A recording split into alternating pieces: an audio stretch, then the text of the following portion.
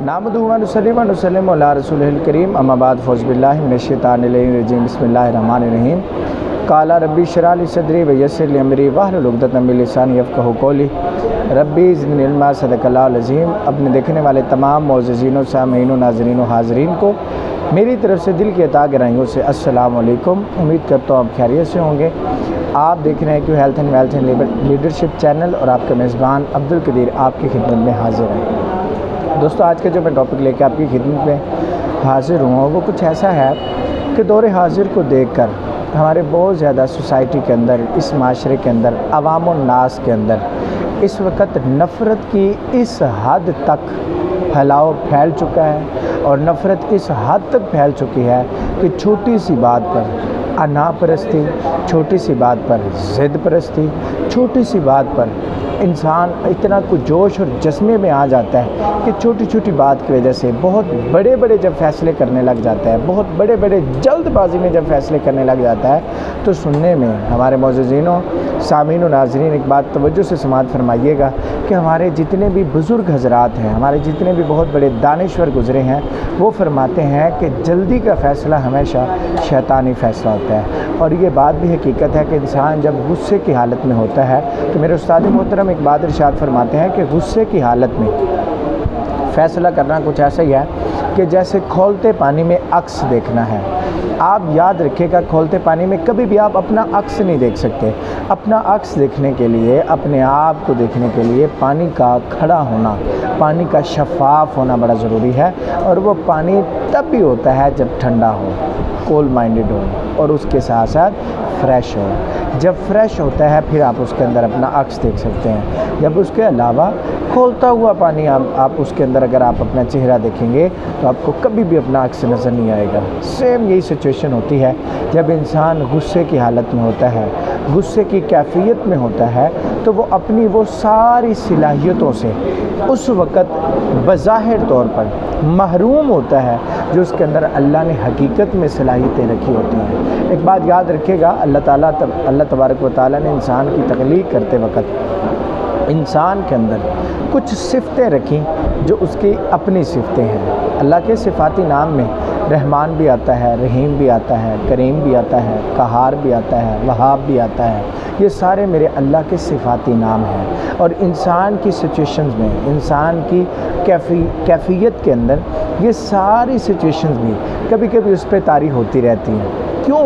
क्योंकि वो मेरे अल्लाह का नाइब है, वो मेरे अल्लाह का नाइब है। अब याद रखिएगा, आपकी ज़िंदगी में अक्सर औक़ात ऐसा होता होगा जब आप बहुत ही ज़्यादा गुस्से में बैठे होंगे और इस कदर आप गुस्से में होते हैं कि आपका दिल करता है जो कुछ भी आपके सामने है आप उसको चीर फाड़ के रख दें।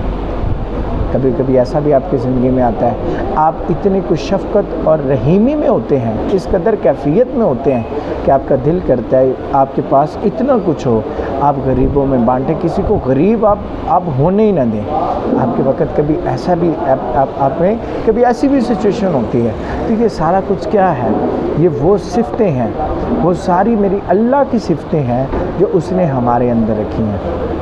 अब इस सिफ़तों का हमने यूज़ कैसे करना होता है, ये इनमें ज़्यादातर सिफ़ात में हमने अपनी सिफ़त में ज़्यादातर यूटिलाइज़ किसको करना होता है या उसमें हम अपने आप पर लागू किसको करना होता है, उसमें मेन इन्हिसार होता है हमारी कम्युनिकेशन का। हमारी कम्युनिकेशन, हमारी स्टडी, हमारी सोहबत कहाँ पे है, कौन सी सोहबत में हम रह रहे हैं, वहाँ पे कौन से लोग हैं, हमें क्या वो दे रहे हैं, हमें क्या वो सिखा रहे हैं, हमें क्या वो समझा रहे हैं। हमारे इस ज़कूर ज़कूटे को, दिमाग को मैं अपने आसान लफ्ज़ों में कहता हूँ ज़कूटा, क्योंकि हमारे दिमाग के दो हिस्से हैं, कॉन्शियस और सब कॉन्शियस। सब कॉन्शियस एक ज़कूटे का काम करता है। जो आप इसे दर्स देते हो, जो आप इसे सबक देते हो, ये वैसा काम सरअंजाम करने में लग जाता है। हमारी कम्युनिकेशन हमारे ऊपर ये निसार करती है, हमारी कंस्टडी हमारे ऊपर ये बात हम तयन कर सकते हैं कि हम जिस कंस्टडी में रह रहे हैं, जिस सोहबत में रह रहे हैं, उस सोहबत में ही हम डिसाइड कर सकते हैं कि हम अपनी कौन सी शिफ्ट को अपने ऊपर लागू करने जा रहे हैं। अगर हमारी कंस्टडी के अंदर वो लोग हैं जो हमेशा हमें रहम करने का सबक देते हैं, याद रखिएगा उनके साथ रह रह कर आपके अंदर वो मादा पैदा हो जाएगा जो आपको न चाहते हुए भी रहीमी की तरफ ले जाएगा।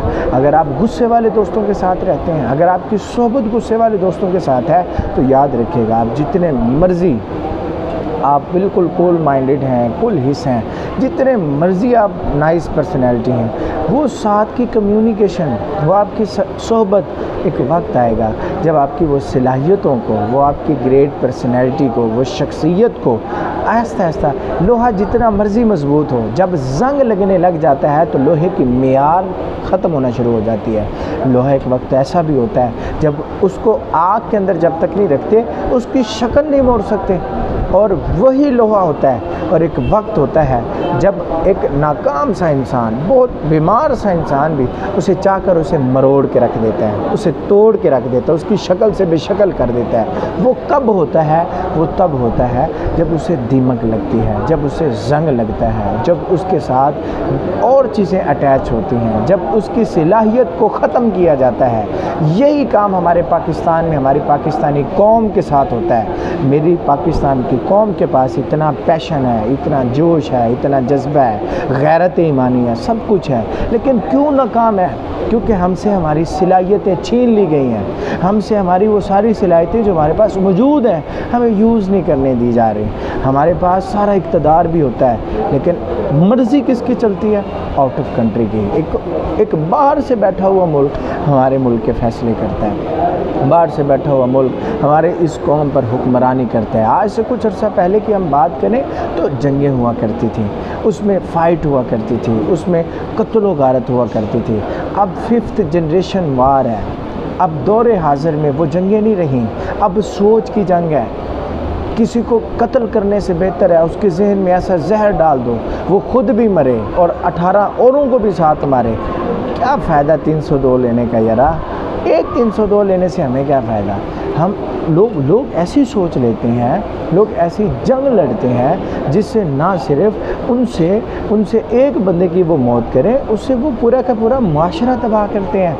वो कहते हैं ना, किसी की बात अगर आप जहर खा ले तो उसका इलाज है, लेकिन कानों में जहर घोल दी जाए उसका तो इलाज ही कोई नहीं है। वो जब तक जहर रहेगी तब तक वो जहर फैलती रहेगी, तब तक वो जहर आगे डिवाइड होती रहेगी, तब तक आगे कंज्यूम होती रहेगी। जब तक आगे ये डिवाइड वाला प्रोसेस होता रहेगा, आगे तकसीम वाला प्रोसेस होता रहेगा, तब वो जहर आगे बढ़ती एक वक्त आएगा जब वो जहर आपके पूरे माशरे को तबाह बर्बाद करके खा चुकी होगी। ऐसा क्यों होता है? ऐसे करने में क्या रीज़न है? बिग रीज़न ये है कि हम अपनी सलाहियतों को संभाल नहीं पाते, सीख नहीं पाते, समझ नहीं पाते। अल्लाह ने इंसान को बहुत ज़्यादा सलाहियतों से नवाजा है। जब वो अपनी सलाहियत से ख़ुद इनकार करता है, मुनकिर होता है, सज़ा वो तब पाता है। आप जो भी मेरी वीडियो देख रहे हैं, अल्लाह ने बहुत अनमोल बनाया आपको। वो तोहफ़ा अल्लाह ने इंसान को दिया है, वो स्किल्स अल्लाह ने इंसान को दी हैं जो 18,000 मखलूक़ात में किसी को भी नहीं दी, एक इंसान को दी है। और वो इंसान होकर जानवरों के तलवे चाटे, बड़ा दुख होता है। दुख होता है उस वक़्त हज़रत इंसान पर जब स्किल सारी इसके पास हों और ये ग़ुलामी करता है उन लोगों की जो बुत परस्त होते हैं। दुख होता है हज़रत इंसान और फिर मुसलमान पर कि सारा कुछ इसके पास है, अल्लाह की दौलत भी इसके पास है, कुरान जैसी दौलत भी इसके पास है, हदीस जैसी दौलत भी इसके पास है। आका नामदार मदीने के ताजदार सरवर कायनात हज़रत मोहम्मद सल्लल्लाहु अलैहि वसल्लम की अहदीस जैसी दौलत भी इनके पास है, सहाबा कराम जैसी दौलत भी इनके पास है। लेकिन ग़ुलाम किसके हैं? उन लोगों के ग़ुलाम हैं जो ईसाई हैं, उन लोगों के ग़ुलाम हैं जो हिंदू हैं, उन लोगों के ग़ुलाम हैं जो यहूदी हैं, जिनका दिजाल पर ईमान है, उन लोगों के ग़ुलाम है। क्यों ग़ुलाम है? ऐसा ऐसा क्यों मेरे माशरे में हो रहा है? उसकी एक ही रीज़न है कि हम में आपस में इत्तेफाक नहीं है। आज तक के लिए इतना ही काफ़ी। नेक्स्ट वीडियो में इंशाल्लाह नए टॉपिक में आपसे मुलाकात करेंगे। तब तक के लिए अपने मेज़बान को दीजिएगा इजाज़त। अल्लाह ने